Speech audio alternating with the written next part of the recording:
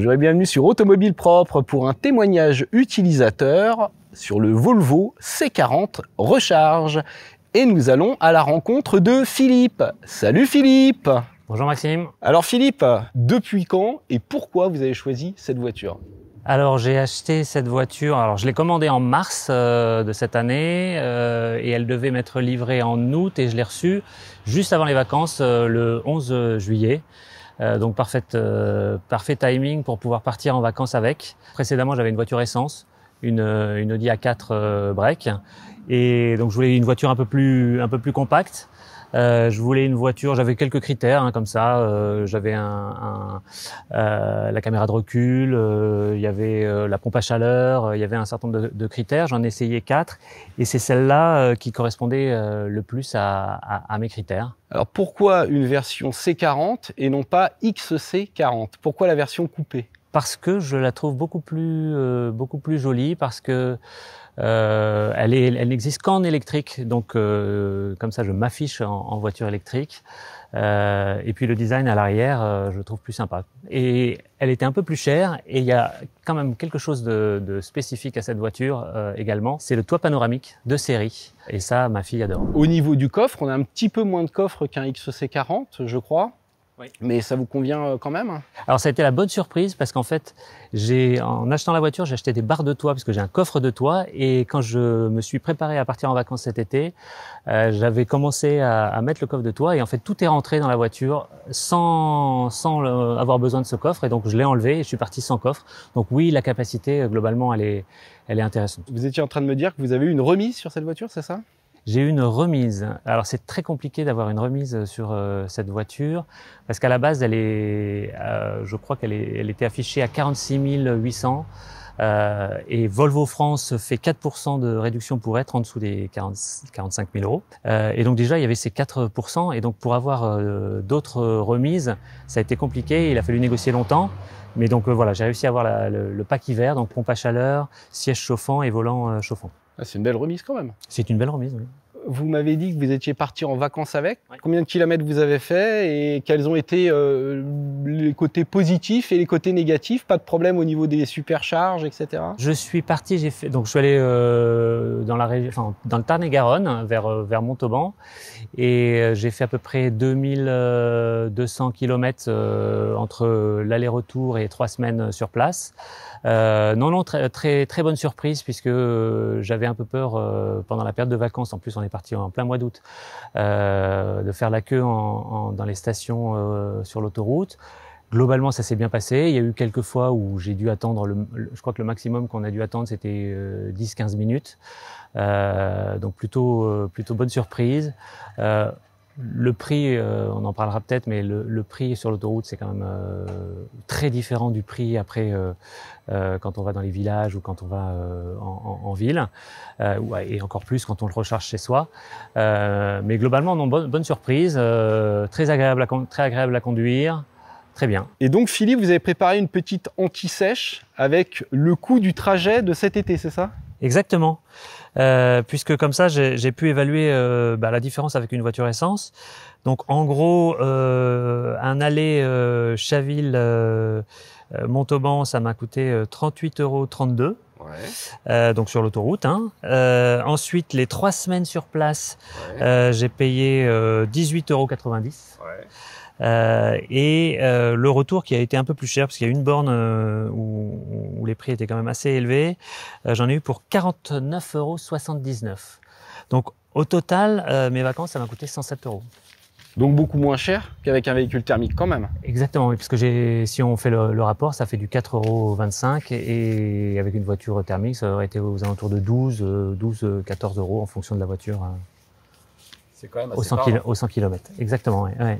Vous avez eu aucun problème de fiabilité, de soucis avec le système multimédia, des bugs, n'importe quoi, non? J'ai pas eu de bug. La seule chose qui est arrivée, une ou deux fois, c'est elle perdait la connexion. Donc on n'avait plus de connexion sur la radio, Spotify, etc. Il suffisait d'arrêter la voiture et de la redémarrer et ça revenait. Donc voilà, donc là il y a un petit bug là-dessus, mais ça n'empêche pas le GPS de fonctionner, ça n'empêche pas Google, OK Google de fonctionner non plus, donc c'était relativement minime. On va faire un petit tour. Allons-y. Bon bah Philippe, on est parti, on commence par une petite marche arrière. Est-ce que sur cette version d'entrée de gamme Start, on a la caméra de recul? Oui, normalement. Oui, il y a la caméra de recul et elle est relativement nécessaire parce que quand on regarde la visibilité arrière, elle est quand même très très réduite. Au niveau du rayon de braquage, c'est pas exceptionnel hein, sur ces voitures-là, ça vous a pas gêné Non, je trouve que ça reste correct. Donc la Dodane. Alors en termes de confort justement, par rapport à votre break Audi A4 que vous aviez précédemment, vous trouvez ça comment? C'est un peu plus ferme, mais c'est très bien. Et mes enfants qui étaient un peu sensibles sur l'Audi, là les vacances sont super bien passées, ils n'ont pas été malades ou n'ont pas eu la nausée, donc non, ça s'est très bien passé. Donc test de la banquette arrière par les enfants convaincant. Exactement. Et en termes d'insonorisation, bruit d'air sur long trajet, sur long parcours C'est parfait, oui. Du coup, la radio, on la met moins fort, du coup, on parle moins fort, du coup, voilà, c'est beaucoup plus agréable. Vous utilisez Apple CarPlay, Android Auto, vous l'utilisez? Moi, j'utilise Google. Google, essentiellement. Ouais, essentiellement. Alors, au début, quand on l'a eu, on a un peu jonglé entre les deux pour savoir lequel était le plus efficace et ça nous a fait quelques frayeurs d'ailleurs puisque du coup on commençait sur l'un et puis on se rabattait sur l'autre pour la station de recharge et donc du coup on a décidé après de passer que sur Google et c'est beaucoup mieux parce qu'en fait quand on lui demande la destination elle nous indique la distance, combien on aura de batterie à l'arrivée et si on est en négatif elle nous propose des stations. Alors c'est nous qui après choisissons à quelle station on veut s'arrêter.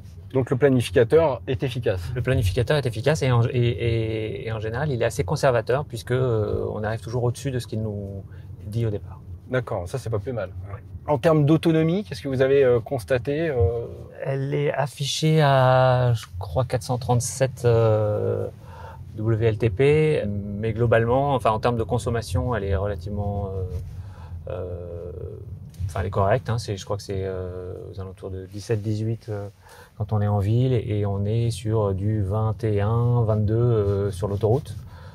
Sachant que je roule rarement à 130, hein, je suis plutôt aux alentours de 120. Et donc ça, pour l'usage que j'en ai, ça me va très bien. Ouais, ça fait un peu plus de 300 km d'autonomie. Ouais, voilà. Je suis pas certain que ça soit la voiture avec la plus grande autonomie, mais bon, ça suffit. Ça suffit, oui. Sur ces finitions d'entrée de gamme, on a automatiquement une sellerie en tissu, sans réglage électrique, etc.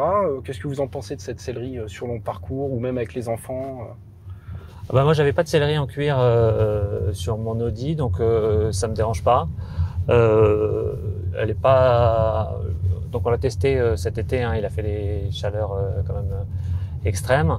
Ça va, elle était pas. Les sièges n'étaient pas chauds. C'est un peu le risque quand on a aussi du cuir de pas pouvoir s'asseoir. Donc là, c'était plutôt bien.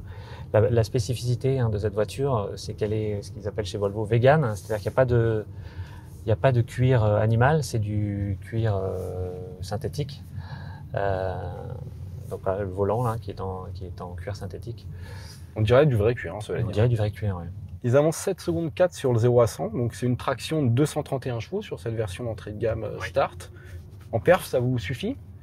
Oui, ça suffit amplement puisque moi j'avais testé en version d'essai la version 400 chevaux avec 4 secondes 7 d'accélération. Donc pour s'amuser, c'est l'idéal. Mais après, dans la réalité, on n'a pas besoin de cette puissance. Donc là, pour doubler ou s'immiscer dans la file, c'est parfait. Quels sont les défauts? Alors les défauts, alors on pourrait dire la visibilité arrière parce que c'est vrai que c'est fortement réduit. Après sur cette version Start, on n'a pas tous les équipements puisque le coffre n'est pas électrique. On n'a pas le régulateur adaptatif, on a un régulateur de vitesse simple. Mais globalement, voilà, c'est des équipements qui sont un plus, mais qui ne sont pas, de mon point de vue en tout cas, essentiels. Eh bien, merci beaucoup Philippe pour ce témoignage. Merci à vous. Et il me reste plus qu'à vous dire, abonnez-vous, abonnez-vous, abonnez-vous et allez voir l'article sur le site Automobile Propre. Ciao! Au revoir, abonnez-vous.